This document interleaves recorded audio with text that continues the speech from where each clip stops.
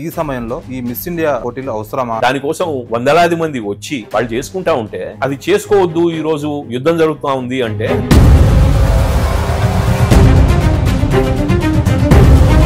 ఇప్పుడు ఒకవేళ అణుయుద్ధం వస్తుంది అనుకుంటే సో భారత్కి ఎంత నష్టం జరుగుతుంది, పాకిస్తాన్కి ఎంత నష్టం? అంటే ఆ ఆలోచన కూడా రావద్దనే దేవుణ్ణి ప్రార్థిద్దాం.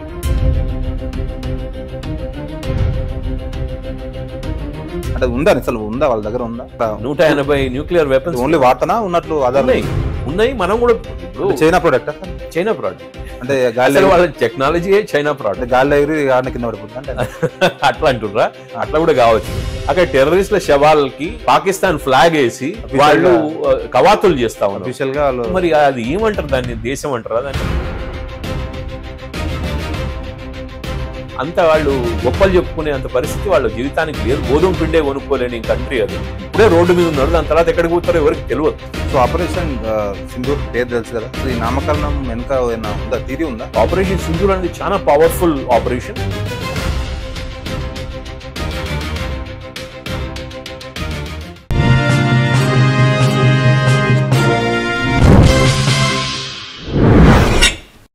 Welcome to social post politics. నా పేరు అశోక్ రెడ్డి. ఈ రోజు మనతో పాటు స్పెషల్ గెస్ట్ బీజేపీ ముఖ్య అధికార ప్రతినిధి, అంతర్జాతీయ విశ్లేషకులు కృష్ణ సాగర రావు గారు ఉన్నారు. సార్ నమస్తే అండి. నమస్కారం. ఎలా ఉన్నారు సార్? All well. ఇప్పుడు హైదరాబాద్ లో వరల్డ్ మిస్ ఇండియా పోటీలు జరుగుతూ ఉన్నాయి సార్. ఇప్పుడు ప్రపంచం మొత్తం భారత్ పాకిస్తాన్ వైపు చూస్తుంది. యుద్ధం వాతావరణం నెలకొంది. రోజు మిసైళ్ల దాడులు జరుగుతూ ఉన్నాయి. భారత ప్రభుత్వం కూడా యాక్టివ్గా ఉంది. కానీ ఈ సమయంలో ఈ మిస్ ఇండియా పోటీలు అవసరమా అనేది ఒక క్వశ్చన్ మార్క్ ఉంది. సో దీనికి మీ సమాధానం? అంటే నేను ఇంతకు ముందు చెప్పినట్టు యుద్ధం జరుగుతూ ఉన్నది, యుద్ధం లైక్ సిచ్యువేషన్ ఉంది. యుద్ధం అని ఫార్మల్ గా అనలేము, కానీ యుద్ధం లాంటి సిచ్యువేషన్ ఉంది. కానీ భారతదేశం యొక్క గొప్పతనం ఏంది అంటే, ఇప్పటి వరకు ప్రధానమంత్రి ఎక్కడ కూడా మీ కార్యక్రమాలన్నీ బంద్ చేసుకొని అందరు ఇళ్లలో ఉండండి అని కూడా చెప్పలేదు. అంటే భారత సైన్యానికి ఉన్న కేపబిలిటీ ఎంత ఉంది అంటే, ఒక బార్డర్ స్టేట్స్ లో తప్పించి, అది కూడా ఏంది, పాకిస్తాన్ సివిలియన్స్ ని అటాక్ చేస్తుంది. మనం ఇంతవరకు కూడా ఎక్కడ సివిలియన్స్ ని అటాక్ చేయటంలే, సివిల్ ఇన్ఫ్రాస్ట్రక్చర్ ని అటాక్ చేయటంలే. వాళ్ళు మిలిటరీ బేస్ల మీదకి వచ్చారు కాబట్టి మనం పోవాల్సిన పరిస్థితి క్రియేట్ అయింది. కాబట్టి యుద్ధం జరుగుతుంది కదా, ప్రజల కార్యక్రమాలన్నీ, ప్రభుత్వాల కార్యక్రమాలన్నీ చేంజ్ చేసుకోండి అని ఎవరు అంటంలే. రాజకీయంగా అంటాం, కానీ ఇప్పుడు రాజకీయం లేదని నేను చెప్తా ఉన్నా. ఇప్పుడున్న పరిస్థితుల్లో భారతీయ జనతా పార్టీ రాజకీయం చేయదలుచుకోలేదు. ఎవరన్నా అర్థం కాని వాళ్ళు మాట్లాడితే మాట్లాడవచ్చు. కాబట్టి రాష్ట్ర ప్రభుత్వం ఏ పార్టీదైనా ఒక ప్రోగ్రామ్ అనుకొని దాని మీద పైసలు పెట్టి దానికి ఒక ప్లాన్ చేసుకొని దానికోసం వందలాది మంది వచ్చి వాళ్ళు చేసుకుంటా ఉంటే అది చేసుకోవద్దు, ఈరోజు యుద్ధం జరుగుతూ ఉంది అంటే తప్పు అవుతుంది. అంటే మనం వాళ్ళని రక్షించలేకపోవడం అవుతుంది, మనకు చేతగాంతనం అవుతుంది. అట్లాంటి పరిస్థితి లేదు భారతదేశంలో. ఎవరి పనులు వాళ్ళు చేసుకోవాలి. కానీ ఆ సంరక్షణ విషయంలో, సెక్యూరిటీ విషయంలో జాగ్రత్తగా ఉండాలి. ఇక్కడున్న పోలీస్ విభాగాలు, ఇంటెలిజెన్స్ విభాగాలు అన్నీ కూడా అప్రమత్తంగా ఉండాలి. ఎందుకంటే ఇక్కడ కూడా కొన్ని స్లీపర్ సెల్స్ ఉండే పాసిబిలిటీ ఉన్నది. ఇక్కడ కూడా టెర్రరిస్ట్ యాక్టివిటీ జరిగే ఛాన్స్ ఉన్నది. కాబట్టి అప్రమత్తంగా ఉంటూ, జాగ్రత్తగా ఉంటూ వాళ్ళ కార్యక్రమాలు వాళ్ళు చేసుకోవాలి. అదే మేము కోరుకుంటాం. ఇప్పుడు పాకిస్తాన్ ఇండియా మధ్యలో రెండు దేశాలతోన అణు ఆయుధాలు ఉన్నాయి, అణుబాంబులు కూడా ఉన్నాయి. సో ఇరు దేశాలు శక్తివంతమైనవే. సో కాబట్టి ఇప్పుడు ఒకవేళ అణుయుద్ధం వస్తుంది అనుకుంటే సో భారత్కి ఎంత నష్టం జరుగుతుంది, పాకిస్తాన్కి ఎంత నష్టం ఉంటుంది? అంటే ఆ ఆలోచన కూడా రావద్దనే దేవుణ్ణి ప్రార్థిద్దాం. ఎందుకంటే 180 ఉండడం, 200 ఉండడం, న్యూక్లియర్ వెపన్స్, న్యూక్లియర్ బాంబ్స్ అవసరం లేదు. ఒక బాంబు అంటే వాళ్ళ జియోగ్రఫీకి ఒక బాంబు సరిపోతుంది. మన దాకా రావద్దని మనం కోరుకోవాలి. కాబట్టి ఫస్ట్ యూజ్ అనే పాలసీ ఫస్ట్ నుంచి ఆయన అదే బూచిగా చూపుతారు కదా. పాకిస్తాన్ అదే బూచిగా చూపి మేము వేస్తామని అంటే ఉందా, అసలు ఉందా వాళ్ళ దగ్గర? ఉందా? వాళ్ళ దగ్గర ఉన్నాయి. 180 దాకా ఉన్నాయి. అంటే అక్కడ 180 న్యూక్లియర్ వెపన్స్ ఓన్లీ వార్తనా ఉన్నట్లు ఆధారం ఉన్నాయి. మనం కూడా ఇప్పుడు చైనా ప్రోడక్ట్, చైనా ప్రోడక్ట్ అంటే గాలి వాళ్ళ టెక్నాలజీ చైనా ప్రోడక్ట్, గాలి ఎగిరి ఆడ కింద పడిపోతుంది అంటే అట్లా అంటుర్రా? అట్లా కూడా కావచ్చు. కానీ ఇప్పుడు మనం వాళ్ళని రెచ్చగొట్టాల్సిన అవసరం లేదు న్యూక్లియర్ వెపన్స్ గురించి. నేను ఏమంటున్నా అంటే, it is accepted world wide that it is a nuclear state. అది దీపావళి పేలని తుపాకుల్లాగా, పేలని టపాసుల్లాగా ఉంటుందా, నిజంగా ఉంటుందా మనకు తెలియదు. మనం దాన్ని ప్రయత్నం చేయాలని కూడా అనుకోవటం లేదు.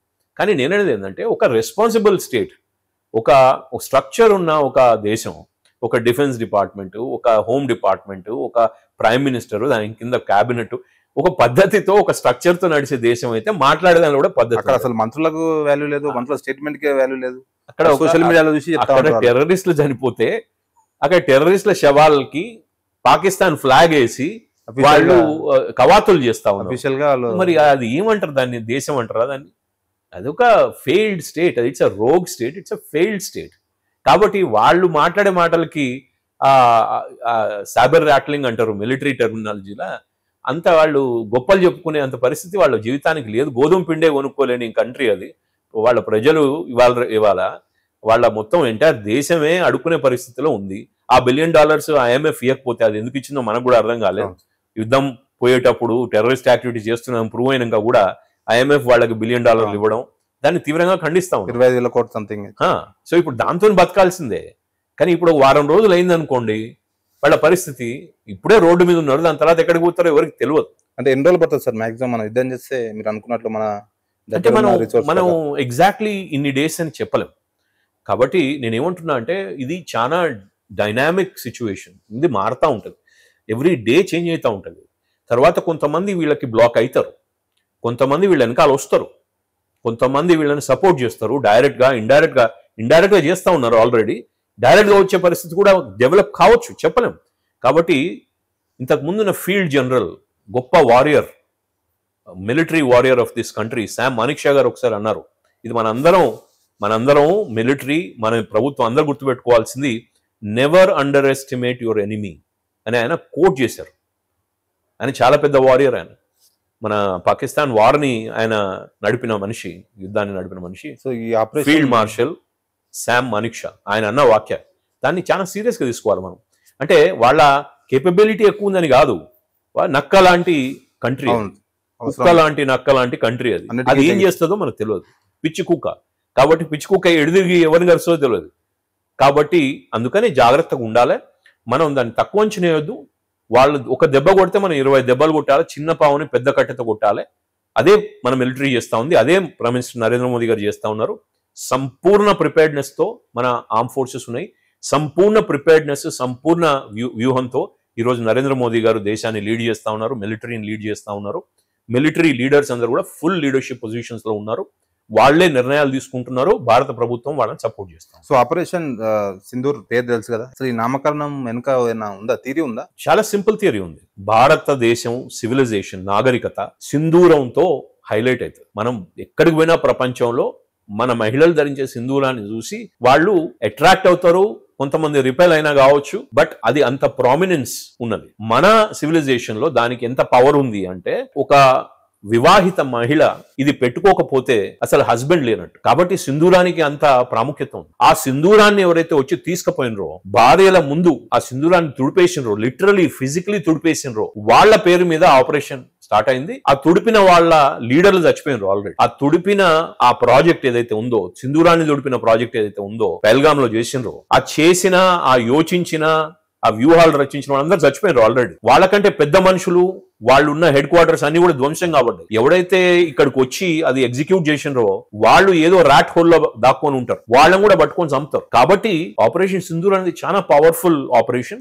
ఇది నేను అనుకుంటున్నా భారతదేశ చరిత్రలో ఒక స్వర్ణ అక్షరాలతో ఈ పీరియడ్ ని లిఖించబడుతుంది. ఇది చాలా హిస్టారిక్ ఆపరేషన్. ఇది ముందుకు పోయి వార్ అయ్యే ఛాన్సెస్, చాలా పెద్ద ఛాన్సెస్ ఉన్నాయి. నేనేమి వార్ మోంగరింగ్ చేస్తలేను, వార్ కావాలని కోరుకుంటలేను, కానీ operation Sindoor can become a full fledged war between India and Pakistan. అది పాకిస్తాన్ బాధ్యత, మనది కాదు. సో ఇంతకుముందు ఒక న్యూస్ విన్నా, సెంట్రల్ గవర్నమెంట్ క్యాబినెట్ మీటింగ్ కూడా నిర్ణయం తీసుకుందని వార్తలు వచ్చినాయి. భవిష్యత్తులో ఇండియా మీద ఏ యుద్ధం అంటే యుద్ధం కాదు, టెర్రరిస్ట్ అటాక్ కానీ, మన లైన్ ఆఫ్ LOC దాటినా కానీ, వచ్చి మన జవాన్లను చంపినా కూడా అది యుద్ధం లాగానే ప్రకటిస్తామని ఒక స్టేట్మెంట్ సెంట్రల్ గవర్నమెంట్ ఇచ్చింది. సో అంటే నిర్ణయం తీసుకుంటది, ఒకవేళ తీసుకునే అవకాశాలు ఉన్నాయి. సో దీన్ని మీరు ఎలా చూస్తారు? అంటే దాన్ని ఆల్రెడీ ఇంప్లిమెంట్ చేస్తున్నట్టే కనబడతాం. ఎందుకంటే అంతే కదా, ఇప్పుడు ఇన్కర్షన్స్ వాళ్ళు ఆల్రెడీ చేస్తా ఉన్నారు కదా. మనము వాళ్ళ భూభాగంపై ఉన్న మిలిటరీ కాకుండా నాన్ మిలిటరీ టెర్రరిస్ట్ ఇన్ఫ్రాస్ట్రక్చర్ ని కొట్టినాం. ఆ 9 లొకేషన్స్ ఏదైతే ఉన్నాయో, ఆ 9 లొకేషన్ లో ఏది మిలిటరీ లొకేషన్ కాదు, ఏది సివిలియన్ లొకేషన్ కాదు. మళ్ళీ తయారవుతారు కదా సార్, ఏం టెర్రరిస్టులు ఏమో సార్, మళ్ళీ వాళ్ళే అంత ఉంటారు, చనిపోయారు, మళ్ళీ వాళ్ళ లోపల లీడర్ అవుతారు. నేను అదంటలే, మన చాయిస్ ఆఫ్ సర్జికల్ స్ట్రైక్ ఏదైతే జరిగిందో అది మిలిటెంట్స్ కూడా కాదు, టెర్రరిస్ట్ హైడ్ అవుట్స్ ని కొట్టినాం. మరి కొట్టినప్పుడు నువ్వెందుకు లేసి ఒక స్టేట్ గా నువ్వు మా మీదకి వచ్చి ఎందుకు? అవి మిలిటరీని కొట్టలే కదా, మీ సివిలియన్స్ చంపలే కదా. మరి వస్తున్నావు అంటే నువ్వు వాళ్ళని మీ ఆర్మీలో పార్ట్ గా చూస్తున్నావు, అవి మిలిటరీ ఇన్స్టలేషన్స్ గా చెప్తున్నావు. అందుకనే మీడియా వాళ్ళని అడిగే ప్రశ్నలకు ఆన్సర్ ఎందుకు లేదంటే ఎక్కడే కొట్టినరు, ఆ లొకేషన్ లో ఏం నడుస్తున్నది అని అడిగినారు, చెప్పలేకపోతున్నారు. ఎక్కడే కొట్టినరు, ఈ 9 లొకేషన్లు ఎవరు ఉన్నారు? సివిలియన్స్ అంటున్నావు. మరి సివిలియన్స్ అయితే ఏంది, ఆ ఫెసిలిటీ ఎందుకు నడుస్తుంది, ఎవరిది, స్కూలా, హాస్పిటలా, సెక్యూరిటీ ఎందుకు, ఏంది అది అని చెప్పి ఆన్సర్ లేదు. మరి ఈ రోజు మిలిటరీ, పాకిస్తాన్ మిలిటరీ, యూనిఫామ్ లో ఉన్న మిలిటరీ వాళ్ళ ఎయిర్ ఫోర్స్ ని ఉపయోగించి వాళ్ళని ప్రొటెక్ట్ చేయడానికి వస్తా ఉంటే అది వార్ కాకపోతే ఏమంటారు? సో ఈ మూలాలు మొత్తం తొలిచేయాలంటే ఏం చేయాలి సార్? మీరు విశ్లేషణ చేస్తుంటారు, అంతర్జాతీయంగా మీకు మంచి అవగాహన ఉంది. సో ఇప్పుడైతే చచ్చిపోయారు కొంతమంది, కానీ మళ్ళీ పుడుతూనే ఉంటారు. వాళ్ళే కదా ఇప్పుడు వాళ్ళ మిలిటరీ నుంచి వచ్చిన ఎక్స్ ఆర్మీ మెన్లు లేకపోతే వాళ్ళ ఆఫీసర్లే వాటికి ఏదో దానికి ఇన్ఛార్జి లేకపోతే వాటి పొజిషన్ తీసుకొని వాళ్ళే ఇవంతా రూల్ చేస్తూ ఉంటారు. సో ఈ మూలాలను మొత్తానికి దెబ్బతీయాలంటే ప్రపంచ దేశాలు ఏం చేయాలి? ప్రపంచ దేశాలు ఏం చేస్తాయని నేను అనుకోవట్లేదు. చేసేది ఉంటే 77 సంవత్సరాలు ఇట్లాంటి విషనాగుని పాలు ఇచ్చి పెంచి పోషించి వాళ్ళకి పుట్టలు ఇచ్చి కట్టుకొని ఇచ్చి ఇవన్నీ చేయరు కదా. ఇప్పుడు ఎంత అన్యాయం అంటే నిజంగా ప్రపంచాన్ని ఆలోచిస్తే 77 సంవత్సరాలు రక్తం బారుతా ఉంటే మన దేశంలో వాళ్ళు చేసే టెర్రరిస్ట్ యాక్టివిటీస్ కి 9/11 జరిగేదాకా అమెరికాకి అర్థం కూడా కాలే టెర్రరిజం అంటే ఏందో. వాళ్ళ దగ్గర 3,000 మంది చనిపోతే అన్ఫార్చునేట్లీ చాలా బాధపడే విషయం కాకుండా ఉండే. దాని తర్వాత మీకు అర్థమవుతుందా? దాని తర్వాత అర్థమై మీరు ఏం చేసిండ్రు? 10 సంవత్సరాలు అక్కడ చేసిన ఎవరైతే మాస్టర్ మైండ్ ఉన్నాడో ఒసామా బిన్ లాడెన్, 10 సంవత్సరాలు మీకు దొరకకపోతే మీరు hundreds of billions of dollars ఖర్చు పెడితే, అంత ఖర్చు పెట్టిన తర్వాత కూడా దొరకకపోతే మీ అలై, మీ స్నేహితుడు పాకిస్తాన్ ఇంట్లో మిలిటరీ హెడ్ క్వార్టర్స్ పక్కన ఇంట్లో పడుకొని ఉంటే 12-13 ఫీట్ల ప్రహరీ కూడా ఫెన్సింగ్ చేసుకొని, ఎలక్ట్రిసిటీతో ఫెన్సింగ్ చేసుకొని అక్కడ పండుకొని ఉంటే భార్యలతో పిల్లలతో, లేడు ఇక్కడ అని చెప్తివి స్నేహితుడికి, మరి వాళ్లే రాత్రికి రాత్రి వచ్చి చంపిపోతే ఎవరి బాధ్యత ఇక్కడ ఉన్నందుకు? ఆయన పాకిస్తాన్ నీకు తెలియకుండా మిలిటరీ హెడ్ క్వార్టర్స్ కి పక్కనే కోతవీటు దూరంలో 12-13 ఫీట్ల ఎలక్ట్రిక్ ఫెన్సింగ్ ప్రహరీ గోడతోని ఒసామా బిన్ లాడెన్ ఉంటే నీకు తెలియదా? అమెరికా కూడా మోసం చేసింది. అమెరికా ఏం యాక్షన్ తీసుకున్నది పాకిస్తాన్ మీద? ఒసామా బిన్ లాడెన్ చంపిపోయింది, బాడీ తీసుకుపోయింది, సముద్రంలో పడేసింది. దాని తర్వాత నువ్వు ఏం యాక్షన్ తీసుకున్నావు? ఈ రోజు నేను అడుగుతా ఉన్న క్వశ్చన్. అమెరికన్ అప్పుడు ఒబామా ఉండే, దాని తర్వాత ట్రంప్ వచ్చిండు, దాని తర్వాత మళ్ళా ట్రంప్ వచ్చిండు, దాని మధ్యలో బైడెన్ వచ్చిండు. ఏం చేసిండ్రా మీరు? పాకిస్తాన్ మిమ్మల్ని డైరెక్ట్ గా వాళ్ళ భూభాగాన్ని నుంచి ప్లాన్ చేసి అటాక్ చేసింది. నువ్వేం చేసినావు? అట్లా విడిచిపెట్టి ఈ రోజు ఇద్దరు కూడా నా స్నేహితులు అంటే, are you kidding, are you joking? President Trump garu మాట్లాడే మాటలు ఆయనకి ఎవరైనా అడ్వైజ్ చేసేటోళ్ళు లేరా? నాకు అర్థమైతలేదు. 1000 సంవత్సరాలు అంటాడు. అంటే హిస్టరీ బుక్స్ చదువు బాబు. 77 సంవత్సరాల క్రితం పాకిస్తాన్ లేదు కదా. నువ్వు 1000 సంవత్సరాలకి వెళ్ళి మాకు పాకిస్తాన్కి కొట్లాటంటావు.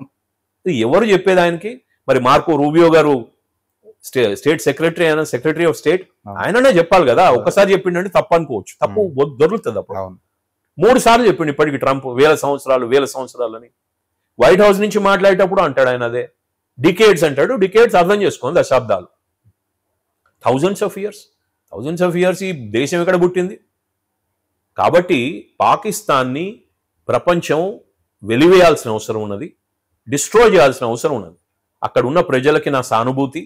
అందరూ టెర్రరిస్టులు కాదు పాకిస్తాన్లో ఉన్నవాళ్ళు కూడా, కానీ వాళ్ళు తప్పకుండా కూడా వాళ్ళ రోగ్ గవర్నమెంట్ చేసే పనులని వాళ్ళు ఖండించకపోతే, ఎదురు తిరగకపోతే ఇప్పుడైనా వాళ్ళ ప్రమాదం, వాళ్ళ ప్రాణాలకు కూడా ప్రమాదం, వాళ్ళకు కూడా కుటుంబాలు ఉంటాయి, వాళ్ళ కుటుంబాలకు కూడా ప్రమాదం. ఎందుకు వాళ్ళు వేచి చూస్తూ ఉన్నారు? అంత దుర్గతిలో వాళ్ళు బతుకుతా ఉన్నారు. నీళ్లు లేక, గోధుమ పిండి లేక బతుకుతా ఉన్నారు. ఇట్లాంటి రోగ్స్ చేతిలో 77 సంవత్సరాలుగా దేశాన్ని పెట్టినరు. ఎవడు పాలిస్తుండో ఎవడికి తెలియదు. అక్కడ సివిలియన్ గవర్నమెంట్ లేదు, మిలిటరీ లేదు, పోలీస్ లేదు, మొత్తం దొంగలమయం. దోచుకున్నారు. ఎంత చిన్న ఏమైనా ఉంటే అక్కడ ఉన్నది, ఇక్కడ ఉన్నదేం పాడైంది, కానీ ఉన్నదాన్ని అంతా తిన్నారు. అట్లాంటి వెధవల చేతిలో దేశం నడుస్తూ ఉంటే ప్రజలు ఊరుకుంటే వాళ్ళు కూడా బాధ్యులు అవుతారు కదా. రేపు పొద్దున ఏమైనా జరిగితే దేశానికి, మరి సివిలియన్స్ అందరూ ప్రమాదంలో పడితే వాళ్ళ బాధ్యత కూడా ఉంటుంది కదా. గవర్నమెంట్కి ఎగేన్స్ట్ ఇక్కడ వస్తుంది అక్కడ వస్తుంది అంటున్నారు, కానీ ఒక స్ట్రక్చర్డ్ వేల రెబెలియన్ లేదు. కాబట్టి అటు ప్రపంచానికి బాధ్యత ఉన్నది, ఇక అక్కడ ఉన్న ప్రజలకి, పాకిస్తానీలకు కూడా చాలా బాధ్యత ఉన్నది. నేను చాలా బాధ్యతాయుతంగా చెప్తా ఉన్నా. ఇది పాకిస్తాన్ ప్రజలు ఆలోచించాల్సిన అవసరం ఉన్నది. వాళ్ళు ఏ పరిస్థితిలో ఉన్నారో. రేపు పొద్దున ప్రమాదంలో పడొద్దు. అది ప్రపంచం చేసినా, భారతదేశం చేసినా, మేము ఏమని ప్రొటెక్ట్ చేస్తాం వాళ్ళని?